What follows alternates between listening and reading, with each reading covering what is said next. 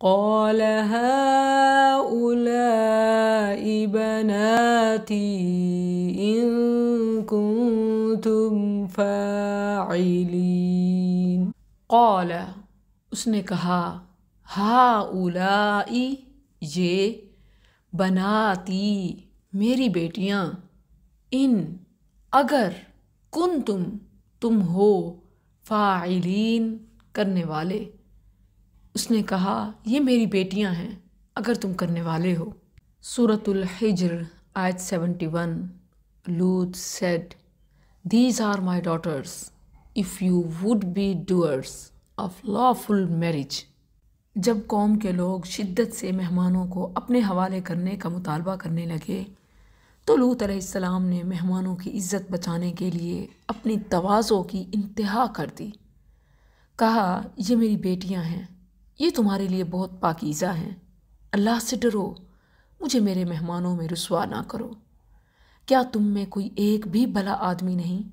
یہاں جو بات مختصر الفاظ میں ہے، ہؤلاء بناتی، سورہ ہود کی آیت 78 میں تفصیل کے ساتھ ہے۔ قال یا قوم ہؤلاء بناتی ہن اطہر لکم فاتقوا اللہ ولا تخزونی فی ضیفی الیس منکم رجل رشید۔ یہاں مفسرین نے بیٹیاں پیش کرنے کی مختلف توجیہیں پیش کی ہیں۔ اشرف الحواشی میں ہے کہ بناتی، بیٹیوں سے مراد ان لوگوں کی اپنی عورتیں ہیں، کیونکہ نبی اپنی قوم کے لیے بمنزلہ باپ کے ہوتا ہے، اور قوم کی ساری عورتیں نبی کی بیٹیاں ہوتی ہیں، جیسا کہ نبی صلی اللہ علیہ وسلم کے متعلق فرمان ہے سورہ احزاب آیت 6، النبی اولی بالمؤمنین من انفسہم وازواجہ امہاتہم۔ یہ نبی مومنوں پر ان کی جانوں سے زیادہ حق رکھنے والا ہے، اور اس کی بیویاں ان کی مائیں ہیں۔ جب بیویاں ان کی مائیں ہیں تو وہ خود ان کے لیے باپ کی حیثیت۔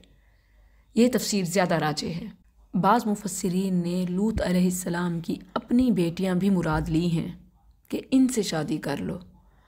اس تفسیر کے راجح نہ ہونے کی یہ وجہ بیان کی جاتی ہے کہ لوط علیہ السلام کی بیٹیاں تو معروف قول کے مطابق صرف 2 تھیں، اگر کم و بیش بھی ہوں تو پوری قوم سے تو ان کی شادی نہیں ہو سکتی، اسی لیے بیٹیوں سے مراد قوم کی بیٹیاں یعنی ان کی بیویاں ہیں۔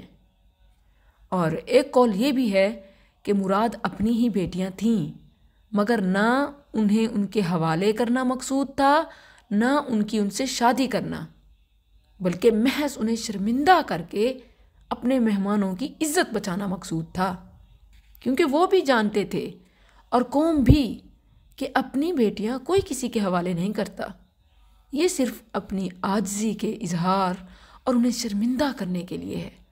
اس کی مثال سلیمان علیہ السلام کے فیصلے کی دی جاتی ہے کہ جب انہوں نے کہا لاؤ بچے کے 2 ٹکڑے کر کے دونوں دعوے دار عورتوں کو ایک ایک حصہ دے دیتے ہیں، حالانکہ ان کی مراد ہرگز یہ نہ تھی کہ واقعی بچے کو درمیان سے کاٹ دیا جائے، بلکہ وہ حقیقت اگلوانا چاہتے تھے۔